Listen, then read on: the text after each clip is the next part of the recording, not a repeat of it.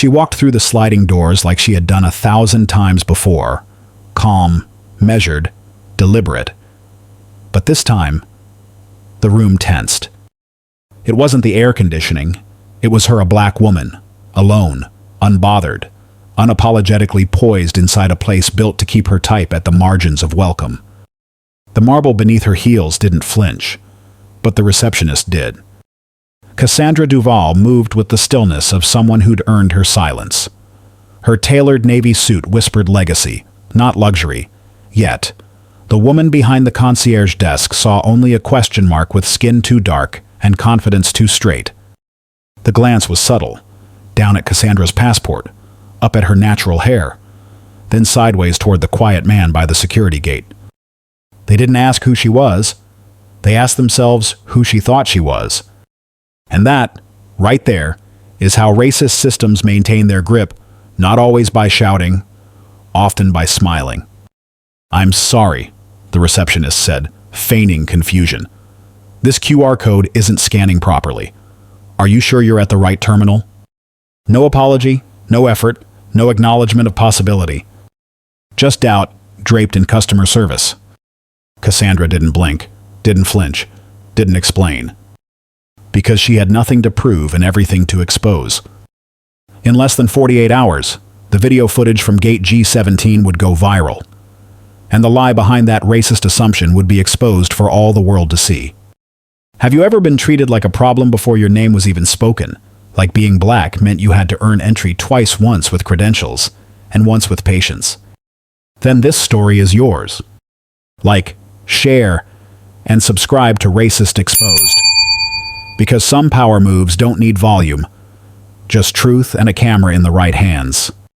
Before the headlines, before the private apology emails, before the systems scrambled to defend themselves, there was just a woman, and a door someone thought she wasn't meant to walk through. Let's return to the moment that cracked the illusion and began the quiet unraveling of Gate G17. The private terminal at Hartfield Wexler International didn't hum, it purred.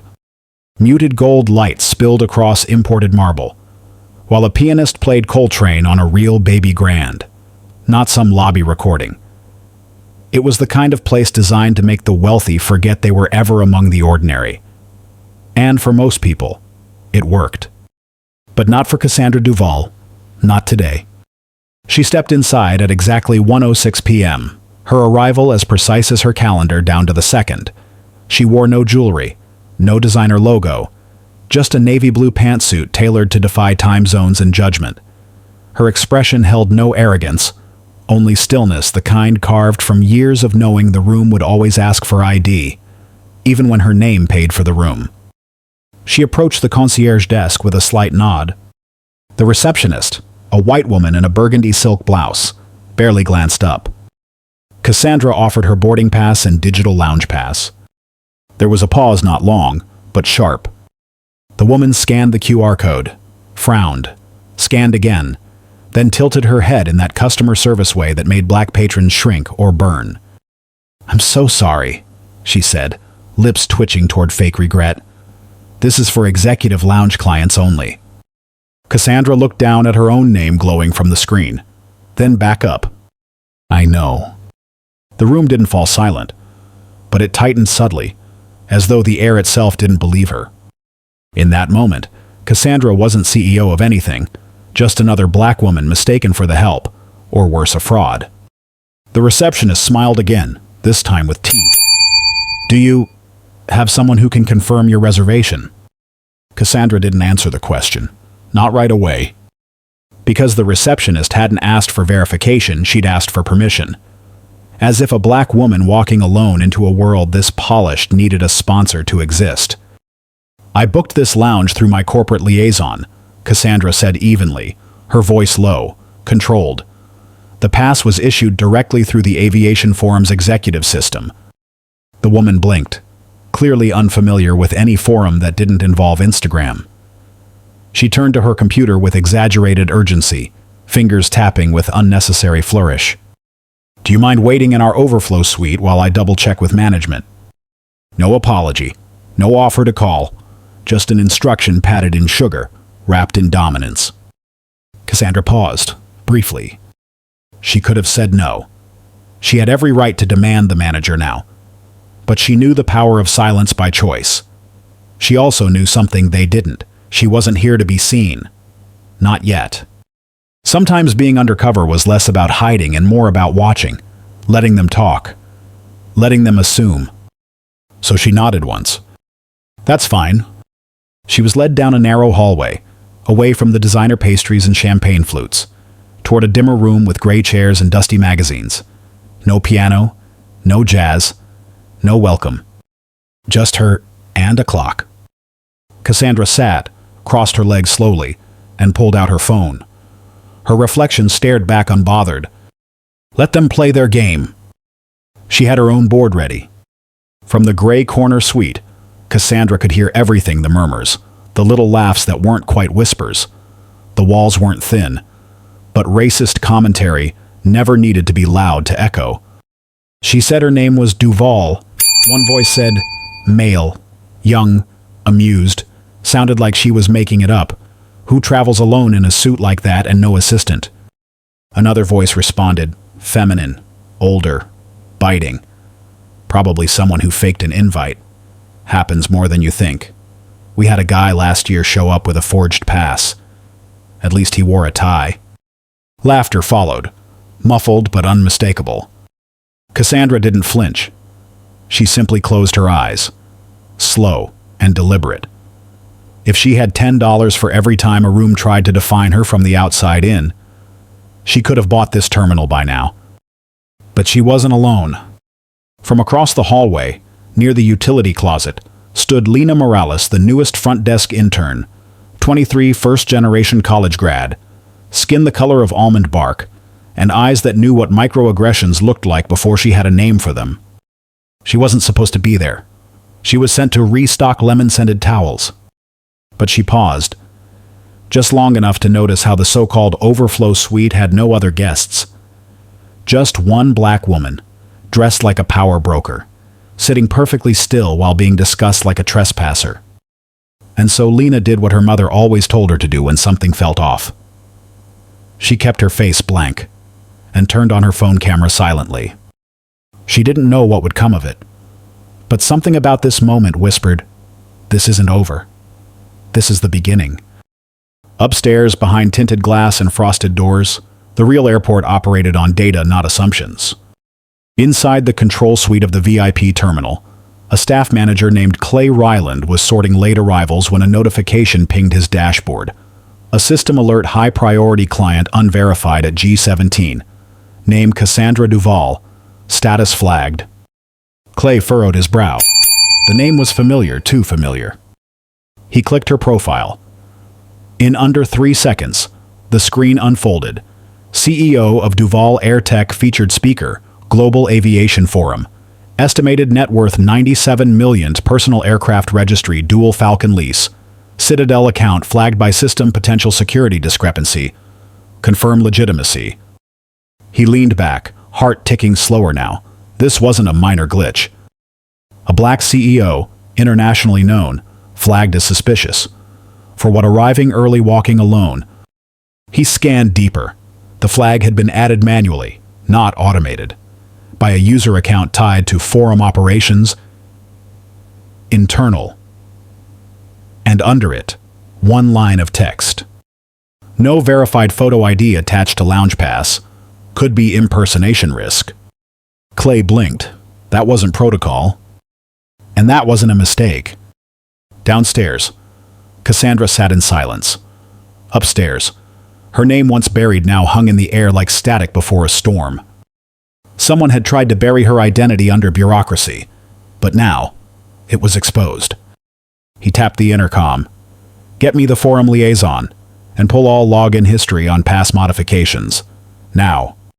Because if this was what it looked like, someone inside the aviation forum had just made the worst kind of enemy, a black woman with power, receipts, and nothing left to prove.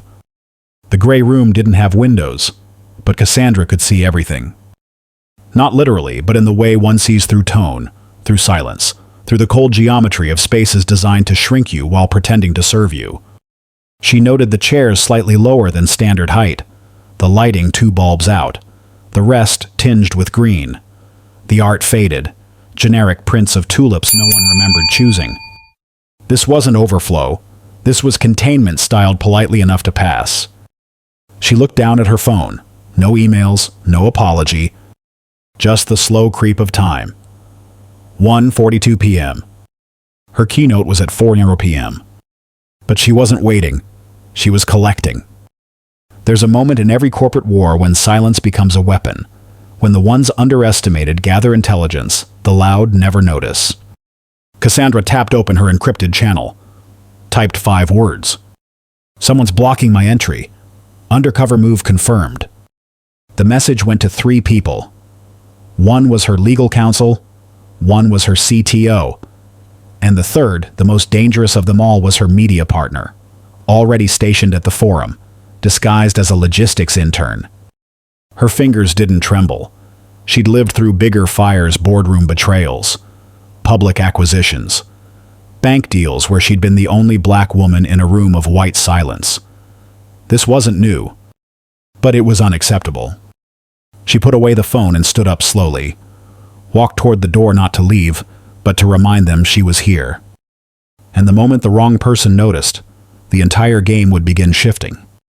Clay's fingers moved across the keyboard like he was defusing a bomb. And maybe he was. 3 login timestamps glowed back at him, all tied to a single internal user, Dexler admin, forum ops internal. An administrator-level profile with override privileges. Used at 10:57 a.m. to flag Cassandra's pass. Used again at 11:12 to reroute her profile to a manual verification status. And once more at 11:28 to downgrade her lounge access without triggering system alerts. Clay exhaled, slow and deliberate. This wasn't incompetence. This was intent. The kind of digital maneuver that looked like a glitch but functioned like a gate. The kind used not to protect, but to exclude. He kept digging. Each time the Dexler profile accessed Cassandra's data, it copied her photo ID, stripped the metadata, and replaced it with a generic label, guest identity unverified. That meant any staff scanning her code would see a blank profile. That meant the system didn't fail. It obeyed. A racist system doesn't always speak. Sometimes it just executes. Clay sat back. The name Dexler wasn't new. Alan Dexler had been quietly transferred to forum operations after a formal warning for inappropriate remarks during a merger briefing, the kind of incident HR buried beneath diversity training. And now, he was the one who digitally erased Cassandra Duvall from VIP access. A black CEO, flagged, silenced, nearly erased. Clay didn't need more confirmation. He hit print on the log, then forwarded it to legal with a red label. Confidential. System abuse exposed. Some truths don't need outrage, just documentation, and someone willing to act before the silence becomes policy. At 2:07 p.m., the door opened. A junior staffer in a pressed gray vest stepped in with a paper-thin smile. "Ma'am, we've, confirmed your pass. You may return to the main lounge now." Cassandra stood, slow and exact, like a curtain rising. No thank you. No confrontation. Just movement practiced. Quiet. Purposeful. The hallway seemed shorter now, the air sharper, the jazz louder, as if the building had realized it had underestimated its own guest. When she stepped back into the main lounge, a few heads turned. Most didn't know who she was. Yet. But they felt something. Presence. Weight. She moved toward the coffee counter, ignored the bartender's awkward smile, and sat down in the leather armchair directly across from the reception desk. The same woman who had questioned her now pretended to type harder, pretended not to look up. But Cassandra's silence dragged the guilt to the surface like gravity. She took out her phone. No scrolling, just one tap voice memo. 14 minutes in holding room. No apology. Lounge staff failed to verify a confirmed pass. Possible tech interference. Monitoring escalation. She saved it. Not for social media, not for public shaming, but for evidence and for herself. Because when you're a black woman in high places, Every moment of dignity stolen is a receipt waiting to be filed. And right now, she was still undercover. The woman behind the desk didn't know Cassandra Duvall was more than a passenger. She didn't know she had just tried to disappear a keynote speaker from the biggest aviation forum of the year. But she would. Soon. It happened quickly, so quiet it could have been missed. As Cassandra sipped her espresso in silence, the air shifted. A figure approached, not in heels, not in power steps, but in timid courage. It was the young intern from earlier, Lena. Her hands trembled slightly as she held out a folded napkin, pretending to clear the table. Beneath it was a note, written in compact handwriting. "I'm sorry for how they treated you. I have something that might help. Please don't leave without checking this. L." Cassandra's brow lifted, but her face gave nothing away. She waited 5 beats, then unfolded the napkin beneath the table. Inside was a USB drive. Small, red, slightly scuffed. Cassandra stared at it, her mind already calculating the angles. She didn't need the footage to prove what she'd felt.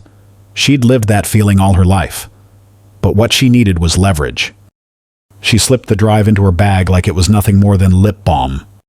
Lena didn't look back as she disappeared through the side door. No nod, no smile, just a choice to act. And that changed everything. Because when truth is exposed by those with no power, it shatters louder than speeches. Cassandra sat back in her seat. Now it wasn't just her word against theirs, it was documentation. She opened her laptop and began typing not a complaint, a memo. Addressed to forum leadership, security oversight, and the press secretary of the Aviation Civil Council. Cassandra didn't write like someone angry. She wrote like someone undeniable. Her fingers moved fast, not rushed, but sharpened by memory. She had written hundreds of memos in her career: acquisitions, restructurings, investor withdrawals. But this one was different. This wasn't about money. This was about recognition. To forum leadership, compliance division, CC Aviation Security Oversight, Global Press Office, subject discrepancy in passenger processing, Hartfield Wexler VIP Terminal. Today, I entered the private terminal under an authorized executive pass issued by the forum's own travel logistics team. My credentials were rejected, my profile flagged, my identity rerouted to manual verification with no clear cause. Upon request for clarification, I was escorted to a secondary holding space without explanation or apology. In that space, I overheard commentary from staff describing me as a potential fraud, based solely on appearance and arrival status. I am attaching a recording provided independently by an on-site employee who witnessed the exchange. This memo is not intended as a complaint. It is an opportunity for the forum to review the protocols that enabled such an error to occur, repeatedly, and without challenge. I am the keynote speaker for this year's forum. I am also a Black executive who has navigated global aviation spaces for over 12 years. This incident was not isolated. It was patterned. And those patterns have names: bias design, unconscious filtering, systemic disregard, racist culture. Please consider this my formal request for acknowledgement, corrective policy review, and public clarity. I will speak at 4:00 p.m. as scheduled. You may decide by then how you wish to respond. Cassandra Duvall, founder and CEO, Duvall Airtech. She hit send, and for the first time that day she smiled.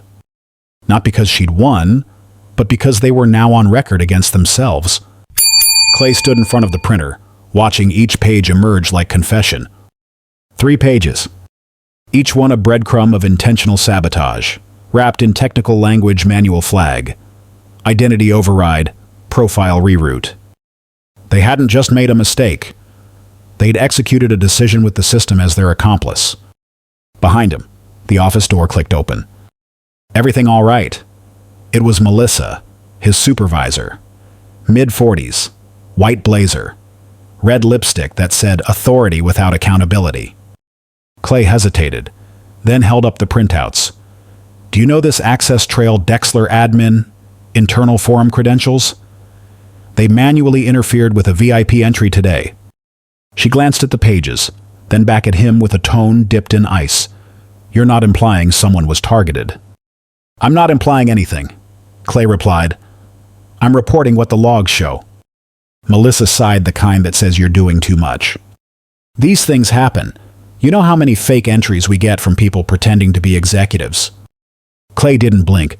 This wasn't fake. It was Cassandra Duvall. The silence snapped. Melissa's face tensed, not from surprise but from calculation. He'd seen that look before. It wasn't concern. It was containment. "Well," she said carefully, "let's not escalate.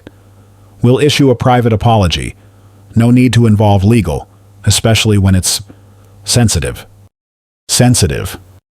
That word again, corporate code for black woman treated unfairly. But please don't say it out loud.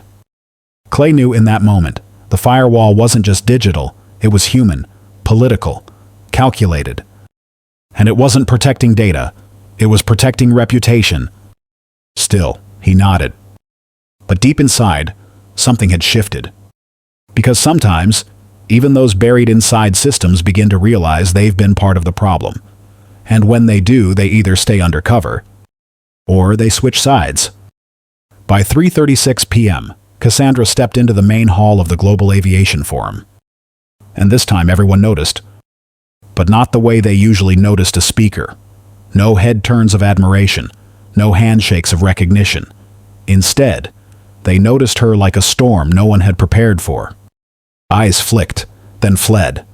Polite nods dipped and vanished before they fully formed. One assistant dropped her pen, trying to avoid a glance. The forum had received her memo. Now it was adjusting its mask. Cassandra moved with elegance, not forced but practiced. 12 years in this industry had taught her that walking like you belong is not about pride. It's about prevention. The closer she got to the stage entrance, the more obvious it became. Someone had circulated the footage, or the memo, or both. She saw it in the way a forum rep, tall, white, badge too big for his lanyard, shuffled to block her path, then immediately stepped aside when he registered who she was. "Ms. Duvall," he said, voice rehearsed, "we're thrilled to have you here, truly. If there's anything we can do..." She stopped, looked at him, not unkindly, then said, "You already did enough," and kept walking. Because the damage wasn't just the original act, it was the choreography around it, the cover-ups, the corrections that came only when exposure loomed. Racist systems rarely apologize, they just change shape. Cassandra entered the backstage corridor. The speech file was ready, but she wasn't sure she'd use it. Not this time. This wasn't about talking anymore.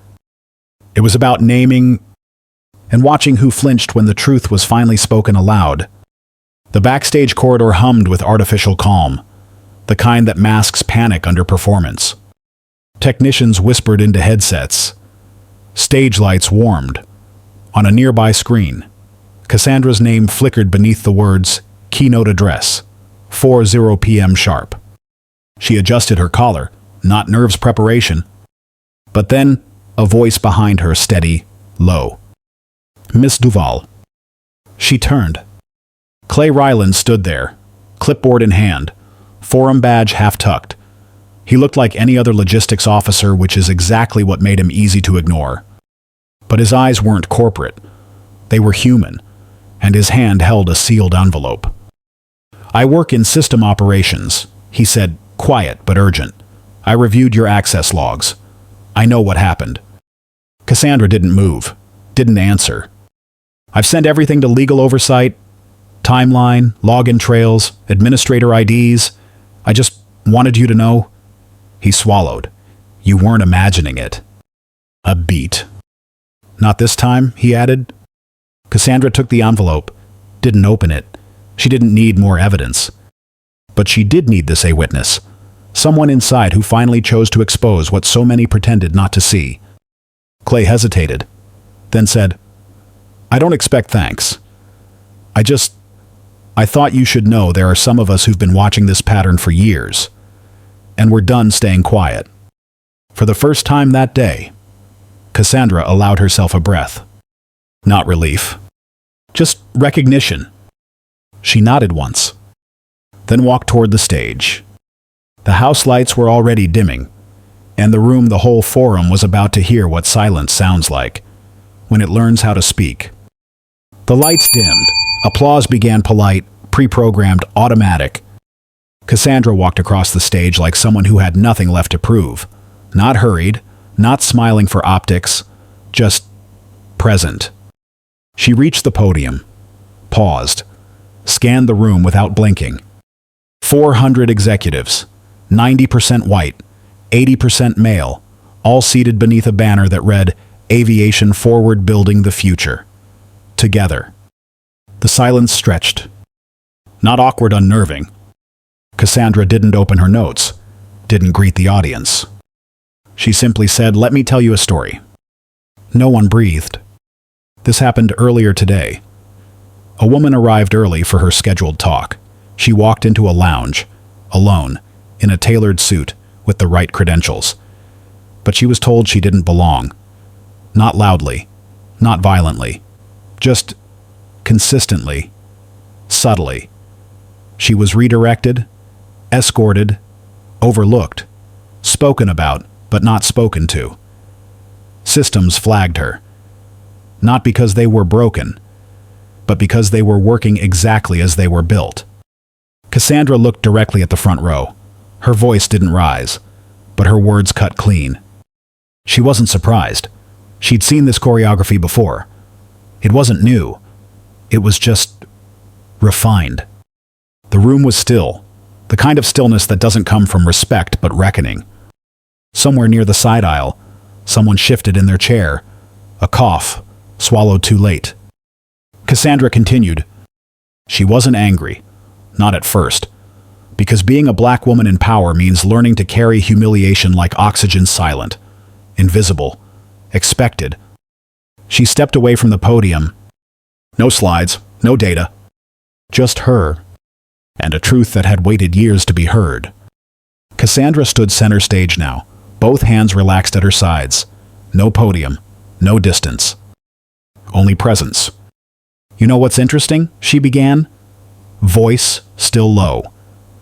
When systems fail a person, they rarely leave a bruise.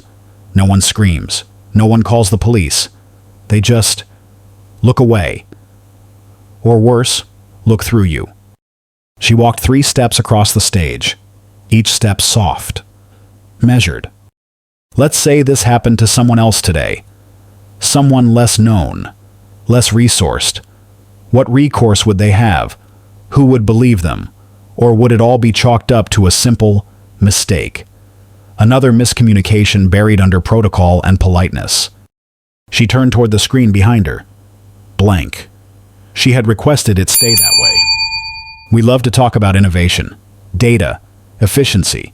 But if our systems are efficient at making the wrong people invisible, is that not still violence? A murmur. Someone shifted. The discomfort now had texture. She let the moment breathe.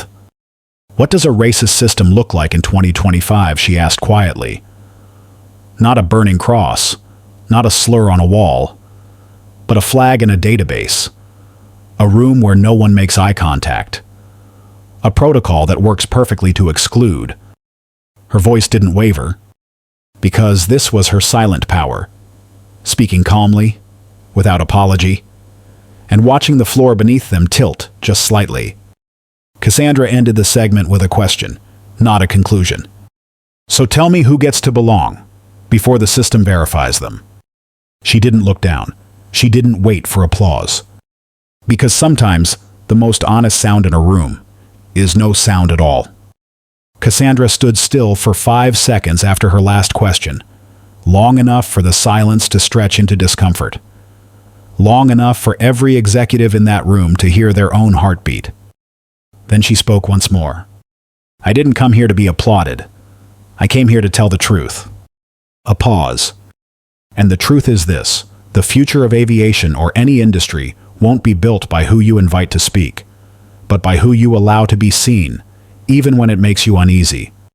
She turned back toward the podium, picked up her folder, and closed it slowly. There were still 12 minutes left in her scheduled keynote. She didn't use them. Instead, she looked at the crowd one last time, eyes unwavering. I am Cassandra Duval. I am not an exception. I am the exposure of a pattern that's gone unchecked for too long. Her final word echoed, not because of volume but clarity. Exposed. And with that, she stepped off the stage. No applause followed, not yet. Because clapping would have felt performative and they knew it. Instead, they sat in their own stillness, faced with something corporate scripts never prepare for. A black woman who didn't come to be celebrated. She came to hold up a mirror. And the worst part, the mirror didn't lie. The moment Cassandra left the stage, something invisible cracked. Not the sound system, not the lights. The script, the carefully worded narrative the forum had prepared for months. It cracked, and the silence that followed moved faster than press releases.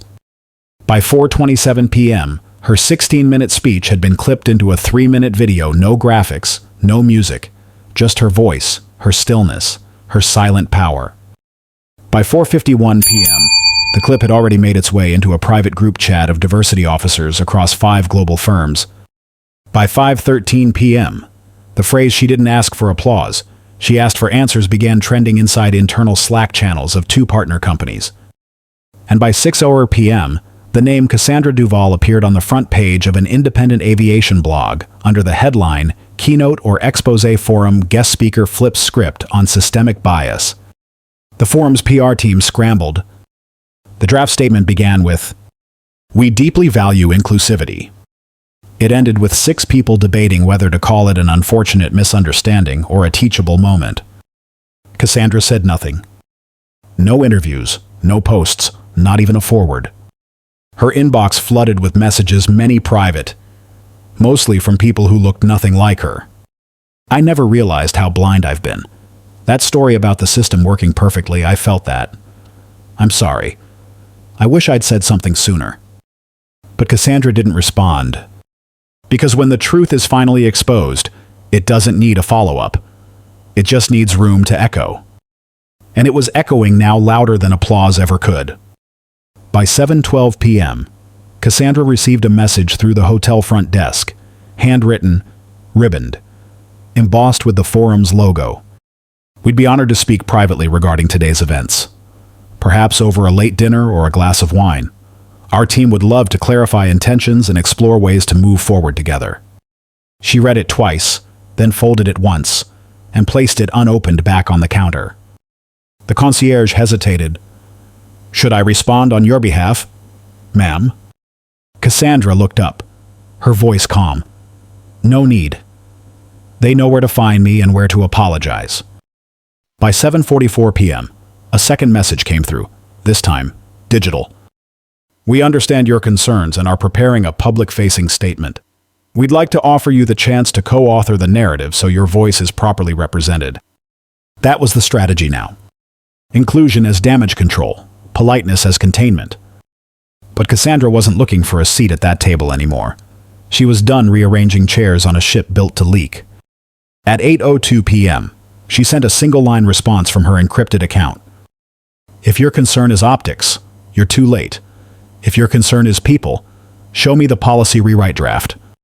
She closed the laptop, not angry, just finished.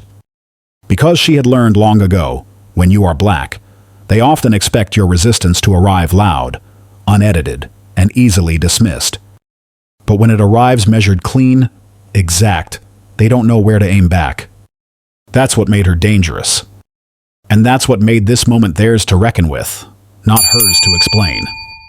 The HR meeting was scheduled for 10:00 a.m., room 4B, neutral carpeting, neutral water bottles, but nothing about it was neutral. Clay sat on one side of the round table.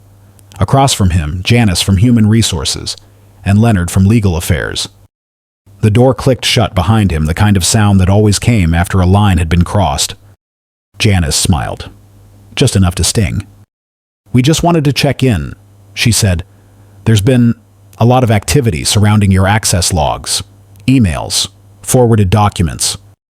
Clay nodded once. "I sent the truth." Leonard cleared his throat. "We're not questioning your integrity, but as a team player, you understand how perception can shape outcomes. And sometimes, surfacing internal information creates unintended disruptions.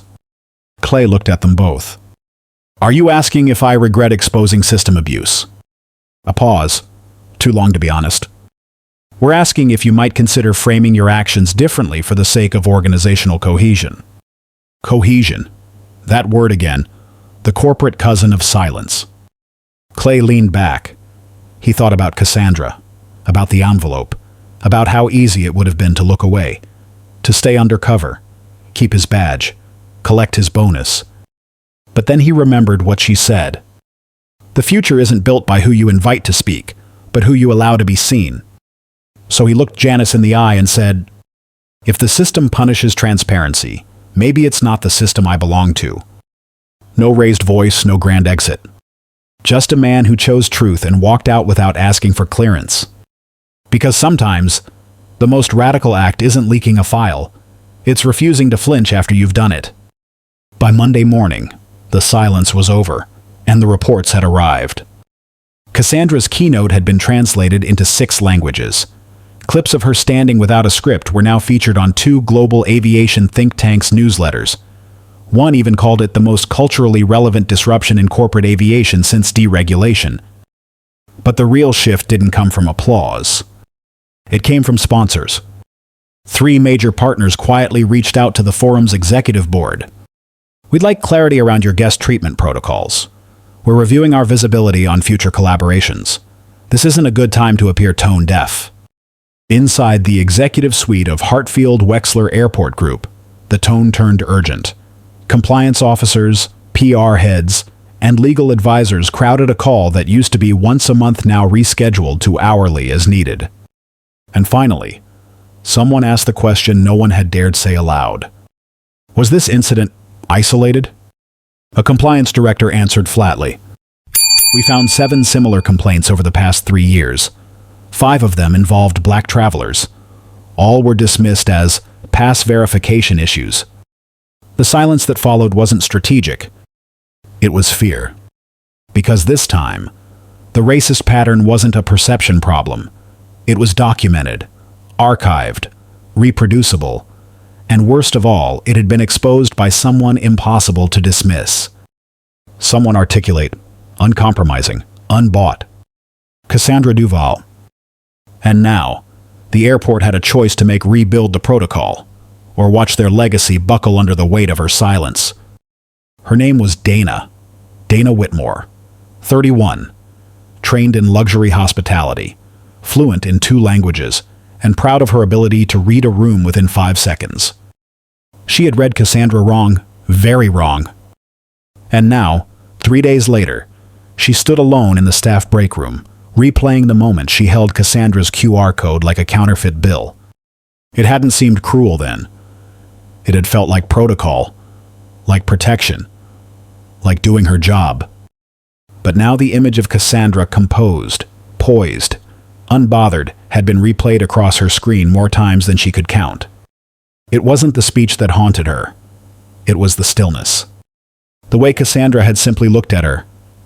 Not with anger, not even disappointment. Just truth, the kind that strips you bare without raising its voice. Dana hadn't lost her job, not yet. But her manager had been reassigned. Mandatory training sessions were rolling in. And yesterday, a woman in HR asked her, "Do you remember what you said at check-in verbatim?" She hadn't, but Cassandra had, and so had the girl who recorded it. Dana sat down, alone, no script this time. She scrolled Cassandra's name on her phone, read the comments under the video, paused at one. When you're a black woman, the world often makes you choose disappear quietly or confront loudly. She did neither. She just made the room adjust itself. Dana read it again, then again. And for the first time in her 5-year career, she wasn't proud of how fast she had read Cassandra Duvall. She wished she had read slower. Cassandra hadn't returned to her office. She hadn't checked press coverage, hadn't answered a single interview request. Instead, she spent 3 days in quiet. A rented home by the coast, no meetings, no schedule, just space.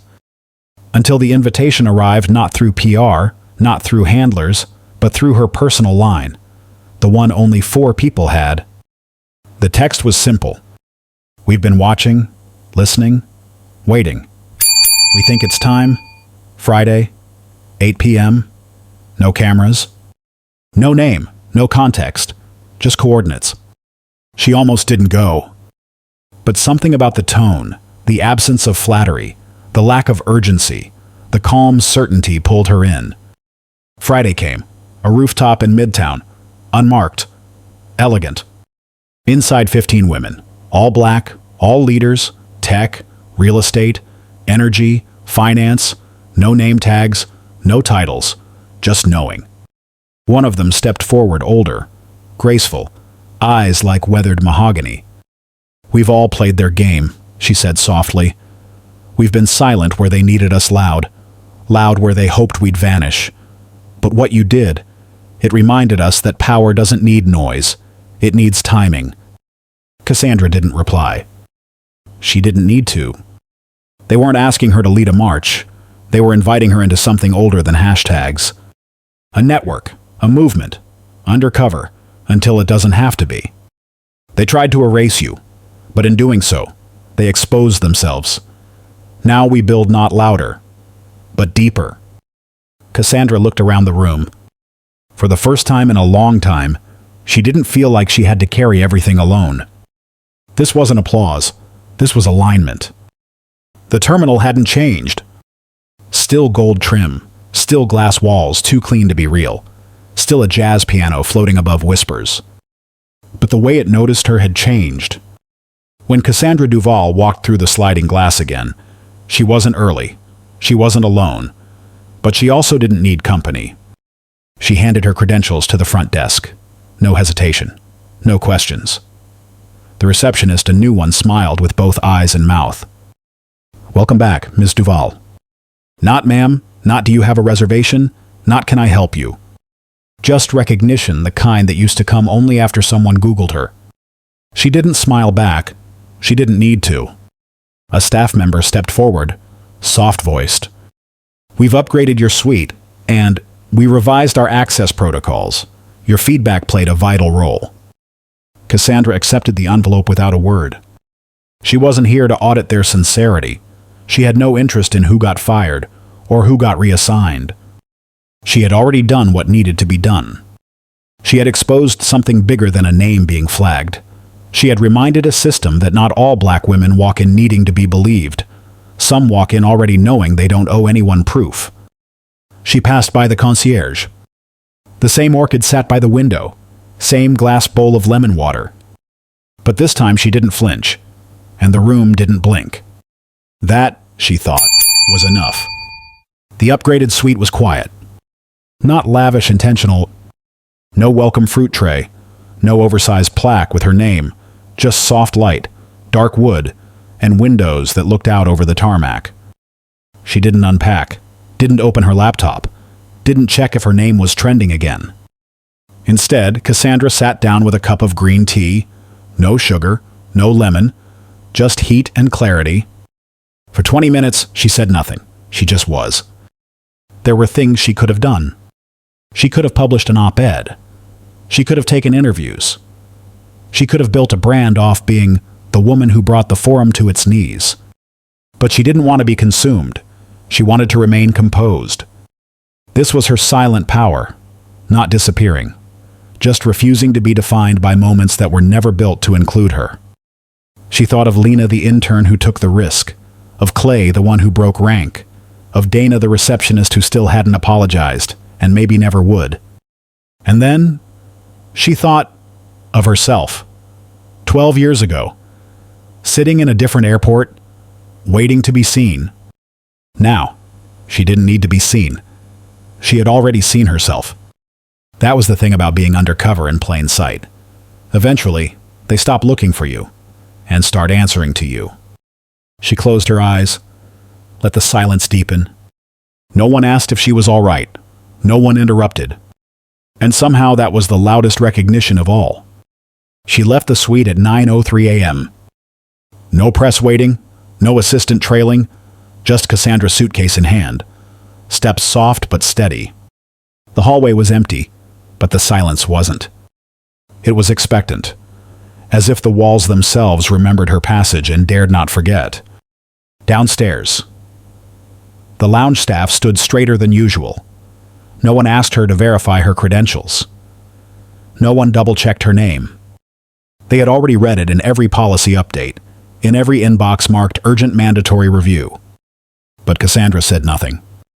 She didn't greet, didn't nod, didn't scan the faces for recognition or remorse, because her story had already exposed what it needed to, and those who needed to learn had already been given their lesson or their warning.